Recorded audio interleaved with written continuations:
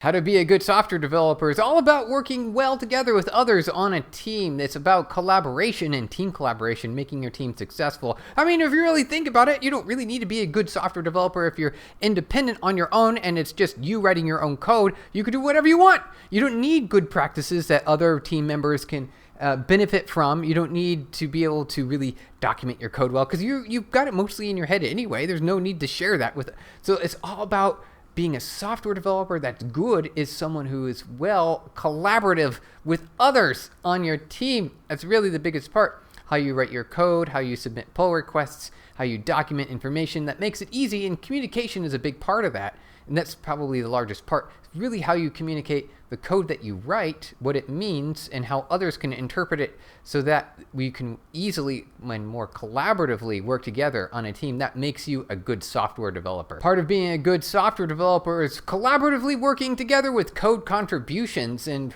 how you write your code really matters. It affects a lot because you have to deal with PRs, pull requests, which means that you have to read other people's code, understand it, and make sure that there's no mistakes involved in some of the logic. So the intent behind the code needs to be imparted in code comments, good hygiene, code hygiene, nice and tidy looking code. Really, there's a lot to it.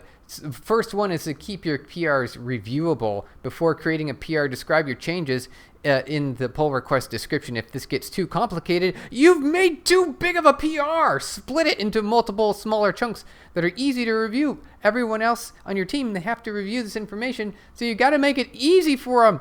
To automate and refactoring is important to be separate and independent. Import changes, bulk changes. Formatting old code should be in separate pull requests, so make sure to do that. Now, obviously, we can go a lot further, and let's just check out some more details here in keeping your code contributions tidy. Avoid distractions for a reviewer, and make your bug fixes in separate PRs. So you're going to make nice and easy chunks and segments in your code, so that way it's easy for your team members to understand how that works. All the code should be covered in a reasonable amount of unit tests. All right, you have to write tests and test coverages. So that makes it easy for anyone reviewing the code to read the test to understand how your code is going to be consumed and being used. And so your tests should be stable, running locally, and in the CI environment, meaning the tests are passing and they work. For new functionalities, coverage has to at least be on the happy path with error handling. Remember, the first one is always the most difficult. That's true. For new functionalities, code coverage, writing the first test, usually but once you've written your first test, it's a lot easier from there. It gets a lot easier. For bug fixes, you want to add reproduction tests. Oh, right. That makes a lot of sense. All right, so say you've got a bug in your code. This is a good one. You've got a bug in your code, and you are able to reproduce it. You need to write a test that makes it reproducible. If you can't write a test, obviously you need to find a way to describe how to reproduce it manually. And then when you've gotten that done, and the best case scenario, you've got a unit test that reproduces the bug, you want to make sure that test will fail and say, hey, this is failing on a test XYZ because the bug is still there. Then you fix the bug, and then the test passes, and then you win. That's it. That's like one of the best types of ways to fix a bug in a pull request. Manual tests, if you need to, definitely make sure that the changes don't break any other parts of the system that you're currently testing. When submitting pull requests on a GitHub code base to fix a bug or refactor some code, it's always good to follow these general practices with your team. Is supply a ticket number, a Jira ticket number if you use Jira, and prefer creating a ticket over any of the other options. And these are some of the other options, but it's always great to have a ticket involved so you understand what was the motivation behind the pull request. Otherwise, there's a hotfix or a refactor.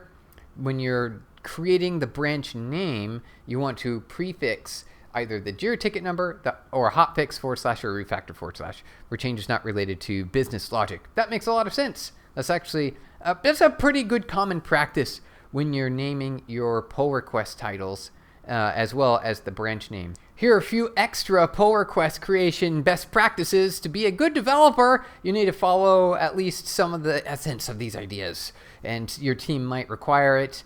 To be a good member on your team, the reviewer may ask for additional reviews for someone who is not a code owner, but has expert domain knowledge of the subject, so you could always ask for the help from another team or another engineer to help review the code as well. Pull request is automatically merged after approval by the code owner. So once the PR is being approved by both the CI system, who's passed all the tests, and the human reviewer, the owner of the pull request is the one responsible for merging. If for some reason you don't want to merge the changes, you can maintain the PR as draft status, or label as do not merge. That makes a lot of sense. You don't want to have a bunch of pull requests just sitting there idle. And for mono repos, to merge pull requests, please use ready to merge label after collecting all approvals. The build mechanism is complicated, and we don't want to override our CI path. That makes a lot of sense. That's a pretty good practice. Of course, number 8, no breaking changes. Plan thoroughly the release in critical steps to split critical steps. Hide your changes behind the feature flag if necessary. Handle errors from dependent repositories properly. Well, makes sense. And use the feature branch if necessary. So the idea is the main branch of a repository should always be deployable under all conditions. And if you merge in some breaking changes, you've broken rule number 8 for supplying good code and being a good team member, and in general, how to be a good software developer. When you're being a good software developer, communication is critical. It's actually one of the most important aspects as being a good team member. Being a good software developer means that you can communicate. When we have a few practices here that we use at PubNub for in communication standards, we don't use our product managers as a communication protocol. You can speak with the team directly as you're contributing code and working collaboratively with your team members. You still would want to communicate as well with the product manager to, hey, all the stuff is getting done and, all the tickets are being resumed and resolved.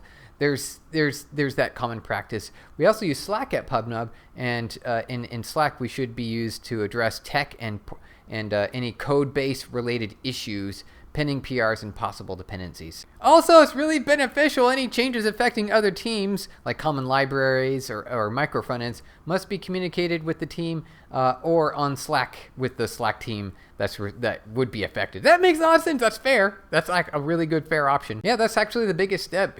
Over communicating is a huge aspect to being a good software developer.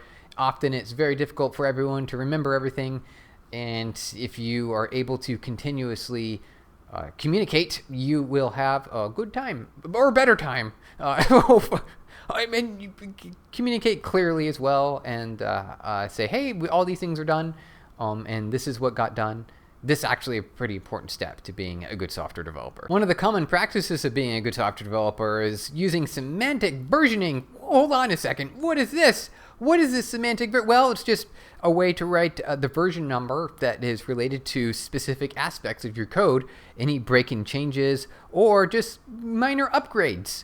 Those kinds of versions are needed for all kinds of changes, and semantic versioning is a thing. It's a real thing. I also like how they versioned the versioning idea. So this is version 2.0 of the semantic versioning. The idea is you've got a major, minor, and a patch denoting this format here. So 2.0.0, for example. 2.0 major versions where you make incompatible changes to the API. Minor versions are where you add functionality, but it's in a backwards compatible manner. And then patch is where you just make fixes. Nothing else changes otherwise, but you are making fixes. Oh yeah, and there's like labels and other things like that for pre-release and betas, and which I think involves a hyphen. There's like a hyphen involved here somewhere. I want to double check that. There's got to be a hyphen. Yeah, so look for the word beta. Here we go. Oh, some of these versionings can get a little bit crazy. Yeah, so you can go, the original semantic versioning is, the 2 dots where you've got major, minor, and patch at the end. But you can also use a hyphen and then put whatever you want, I guess, at the end. And then you can add a plus for some numbers. So you can basically, it gives you full reign to do whatever you want past the original major, minor. So you got major, minor in the middle, and then you've got the patch number. After the patch, you can put a hyphen, and it's whatever you want. It's kind of cool. What, really, this whole time? That's kind of crazy. What do you know? What do you know? Okay, that's pretty great, actually. I like that. There is a reason that we do semantic versioning. It's because we've got a dreaded place for dependencies, where you can get into a scenario that you've got dependencies that have dependencies. It can be a problem. Without semantic versioning, it makes it difficult for you to know what order of things come in what way. Should I upgrade? Do I need to upgrade all the packages? Does one of my dependencies depend on an older version of the dependency? This is why semantic versioning is a really important aspect.